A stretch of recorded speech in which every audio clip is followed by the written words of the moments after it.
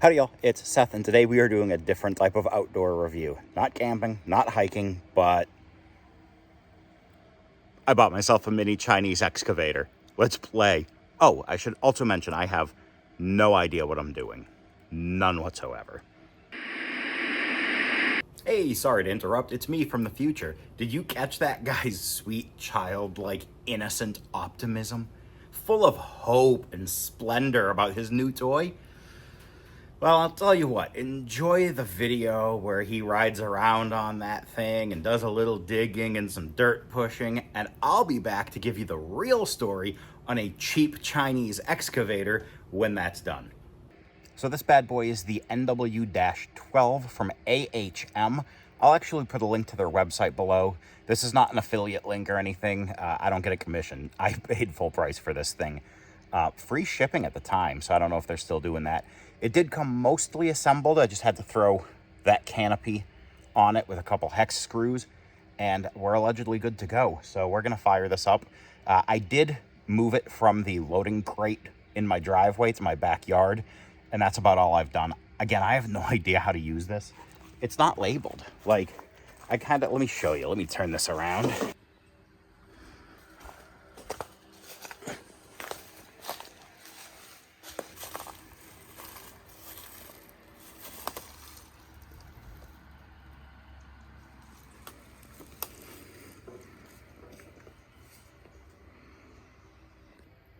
I kind of thought there'd be labels here saying like bucket tilt or arm or something. Nope, nothing like that. So we're going to learn together. I got no idea what I'm doing. We're going to figure it out.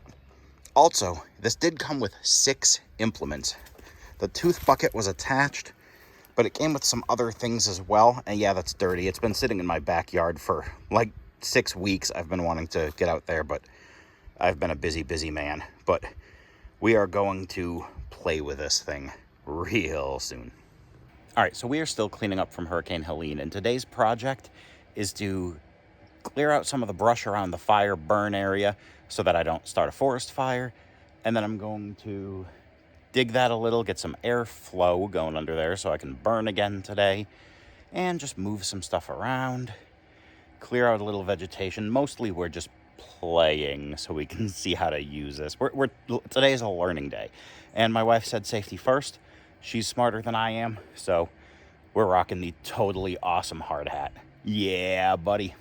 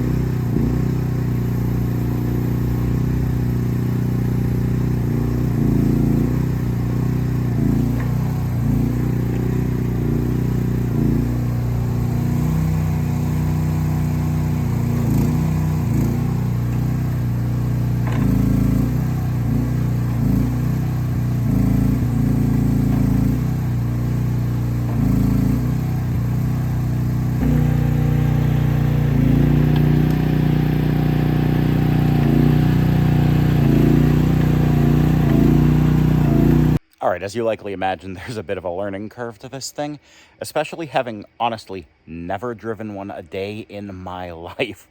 So we're going to play around a little bit more. It came to me with about a half an hour on the motor, which is a 13.5 horsepower Briggs & Stratton. I'm assuming that's just, factory testing and moving it around. We just put another 20 to 30 minutes on it. I've done a few selective edits here to not bore you to absolute death. I'm going to get this wood stacked up, get a fire going, get some burning done today, and when I get back inside, I'm going to give you my thoughts on the cheapest Chinese excavator I could possibly find. There were cheaper ones, but like I said, this came with 6 attachments. I'll go over those too in the conclusion, and I'll tell you exactly what I think. Is it worth it? Let's find out. That right there controls your hydraulic thumb, which the machine did not come with, but it does have the connections if you want to throw a thumb on there.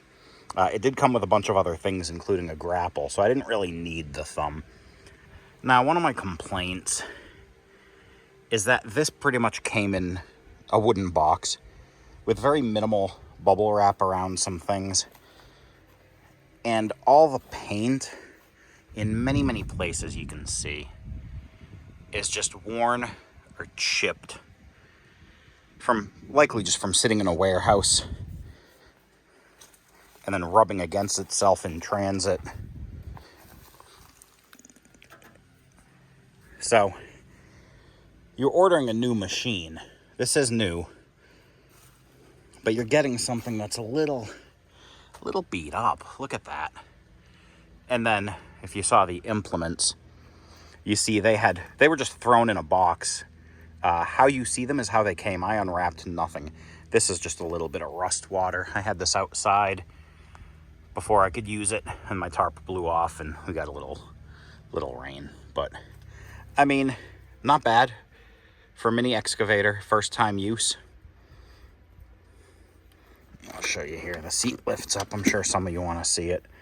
Briggs & Stratton, 13.5 horsepower. Gasoline motor, not diesel. I went with the gasoline. It was a little bit cheaper. They recommend using 93 octane. That, again, is just rust spots from the water. That you want to try to keep this thing covered. I was getting my garage renovated since Hurricane Helene destroyed it. So this was just sitting pretty much right where that tarp is. Mostly covered, but obviously not well done. I still gotta remove the rest of the plastic. That just, everything, the seat came covered. And I gotta say, this seat is surprisingly comfortable. No complaints there. I'm a bigger guy. Felt just fine. With the engine being right under it, it's a little warm, but not bad. It does come with a light. This right there is my light. I live residential. This is not something I'm using for work. This is for personal use. So I may replace this light with like a fan or something mounted right there, because it's very simple wiring. I mean, look at that. I could even mount it right where it's at, although that moves, so that would be stupid. But yeah, maybe even right there. Just mount a little fan or something. Does need a drink holder. There are no drink holders. Not like I'm going to be out here with a case of Natty Ice or nothing, but a water, a Prime, Gatorade, whatever would be nice, or Natty Ice. I mean, like I said, just working in my backyard. But all things considered, for the price, not bad. And the price is, we'll talk about that in the conclusion. Bucket, blade, treads. Total weight is a little bit shy of 2,200 pounds. It's got your hydraulic tank right there. That came full of hydraulic fluid. It also has your temperature gauge right in the middle.